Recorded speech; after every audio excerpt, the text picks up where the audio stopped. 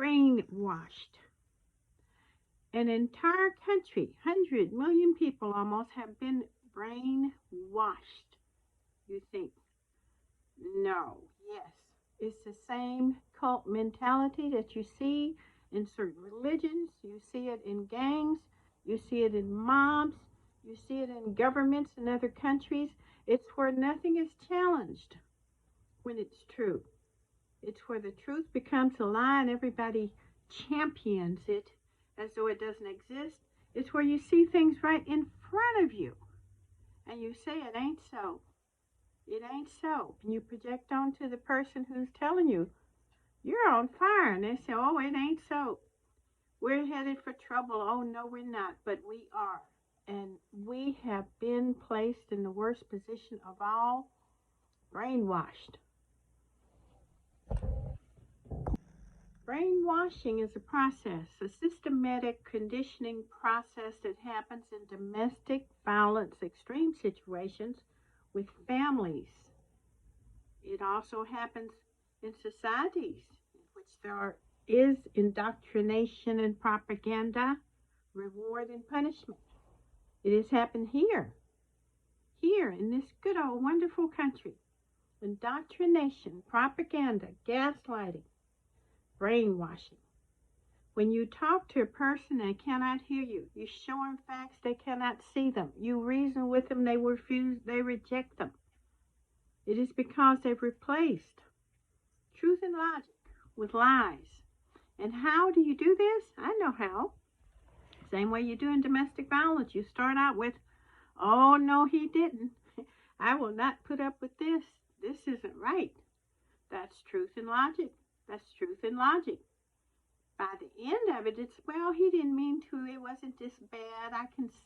Wasn't that bad. I can survive. What if I do this? It won't work out if I leave. It's dangerous. And then finally, when you realize you have self-brainwashed yourself, you start unbrainwashing yourself. Like, yep, this is not going to work. And you have to come all the way back the same way you went. And that's what we're facing now. We have a whole nation of people who latched on to things because many of them came from dysfunctional families. In fact, the leader of this game came from a dysfunctional family where the good were scapegoated and the bad were rewarded. Where being strong is being bad, being tough is being crooked. This is what we have. We have a major abuser who is in the final stage of malignant narcissism in which destruction and ruin is the aim. It is the aim. It is the plan. And believe me, you can see it coming if you just open your eyes. Even the ones who chose him will see it coming if they just open their eyes. The brainwashing veil has to be lifted first. The term brainwashing was coined by journalists because POWs were trapped in a military confinement in which, I won't say who, this country systematically brainwashed U.S.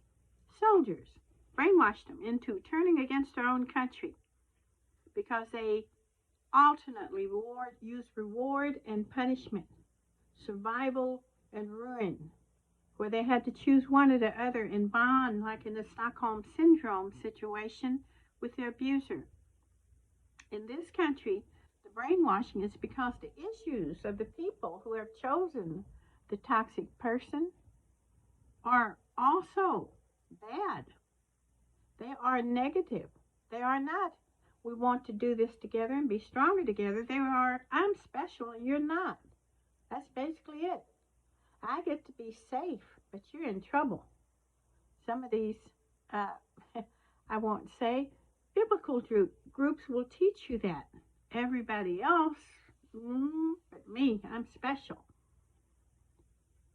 That is a dangerous way to think, because if you're in the ship with holes in it and it's sinking fast, guess who goes down with the ship? Every last person in it.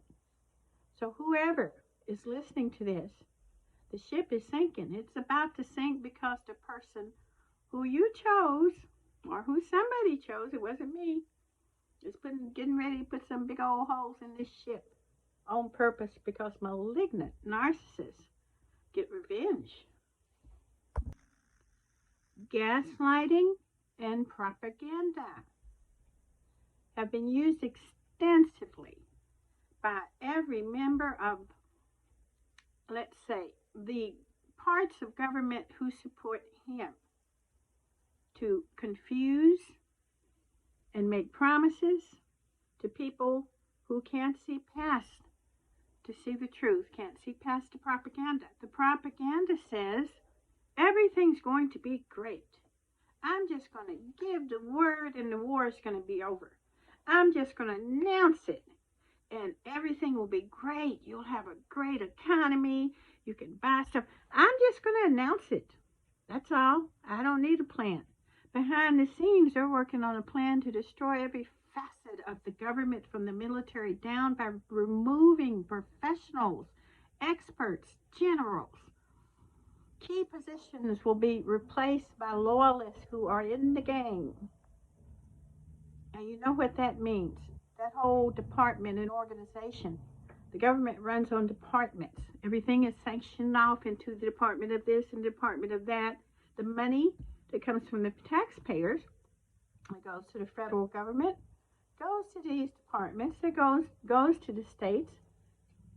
If the departments are shut down, that is not a good thing for any leader to say, I, one person, is going to shut down a whole organization without giving a good reason, without giving a good plan. And everybody says, yay, there's something wrong with the thinking behind that. We are under attack. It's as simple as that. And gaslighting and propaganda is good sounding words without any facts behind it, not real facts. They'll throw in a truth here and there, but there's no concrete plan. No, I will do this, and this. And what about? Nope, no questions. This is the danger. It is important for everyone to use education because this is a mind game. It's a war of the minds. It's a psychological warfare. In fact, it is the very reason why he won. He played psychological warfare while everybody else is playing honest truth, getting to the issues of people, pulling them together, drawing them like a magnet based on the issues, the fears, the insecurities, the doubts, the need to belong and to feel special and to not think about anything but just to follow. That was used. But you see, in order to undo, to fight back, we're going to have to use psychological warfare, truth, information, facts. Why do you think they want to ban books that are socially enlightening? Why?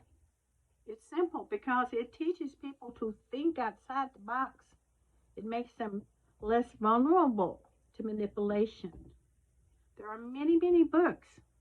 The Diary of Anne Frank is a good one to start with for your children, to show you what happens when too much power is given to the wrong people for the wrong reason. Because once it's done, it takes a lot to undo it. It took a decade to undo what happened to Anne Frank, actually more than that. It just got deeper and deeper, and the people who felt safe in that situation were oblivious. Oh boy, we're doing, we're spending.